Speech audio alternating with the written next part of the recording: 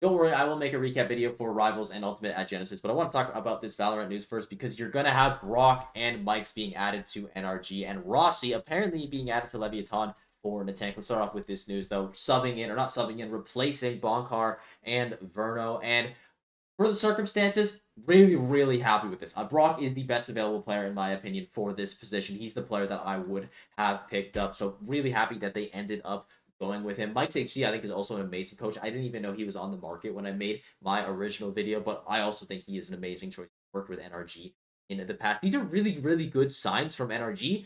The only problem is that they're happening, now instead of like 3-4 months ago when everyone else was obviously making their big changes. And I think this is like an internal issue. And I have this here as well. It's not like concrete evidence, but unfortunately, we don't really get any evidence from these Valorant players and why they make horrible or amazing decisions in the offseason. So apparently, there were some internal problems in energy, but they were just doing really, really good in the offseason. So they just ended up sweeping under the rug, saying to be fine, winning fixes everything, which is like, our priorities are completely backwards. Like, the point of the offseason is to figure out if you have good synergy, not to win. So if you're saying, oh, our synergy isn't that good, but we're winning, that shouldn't mean much to you.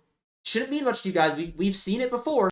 But whatever. I guess hindsight's 2020. Who know that maybe working with a guy that you don't work the best with for a whole year isn't a great idea, because if the second you start losing, it could fall apart. Maybe we should have thought about that before we signed these players for the rest of the year, but I digress. It seems like it just didn't work out with Verno, maybe internally in the team, and I think Bonkar probably would have wanted to go alongside Verno, just because if I'm in Bonkar's shoes, I also probably go with Verno, because this guy's going to win me a LAN one day. I know he is for a fact if I just keep coaching him, so I'm just going to stick with him. You don't work with these players, that's fine. We'll just go find another team next year. So unfortunate, absolutely, that these players are leaving. They should have found a home like this year with a different team, but NRG was winning in the offseason, so they decided to stick together. So really, really unfortunate circumstance.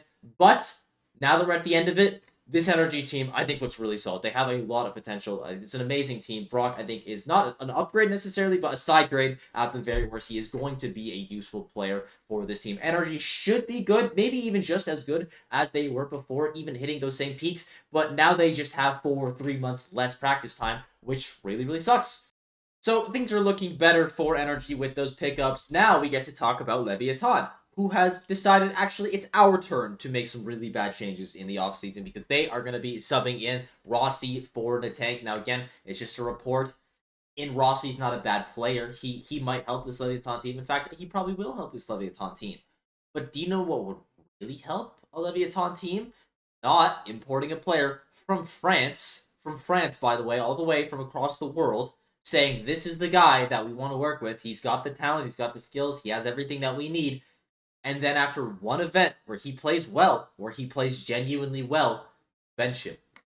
That doesn't make a lot of sense to me. It doesn't make any sense to me. In fact, this just feels like Leviatan did not win immediately, so they're kicking someone for something. In fact, that's not what this feels like. This is what's happening. Leviatan did not win right away, so they're just saying, oh, Natank. We'll kick Natank. And we'll get Rossi. Because Rossi was good on Cloud9, and he's not playing anymore, so we'll kick Natank, get Rossi, because the rest of our players are awesome.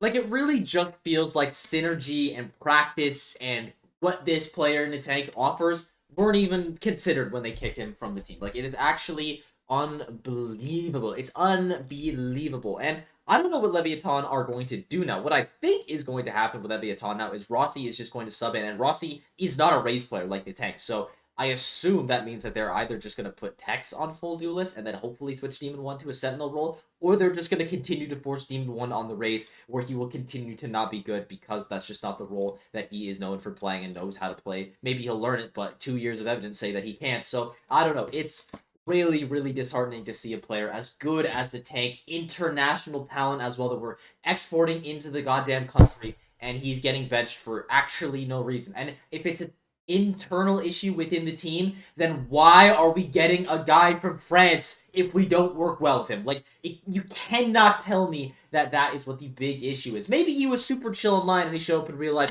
and he was just a massive asshole. That's maybe a little bit unfortunate, but aside from literally that, this is just like embarrassing, genuinely, from Leviatan. It just shows insecurity in their team. They don't believe that what they have can work. They don't believe in the flexibility of their players, so they're just subbing in one piece for another one.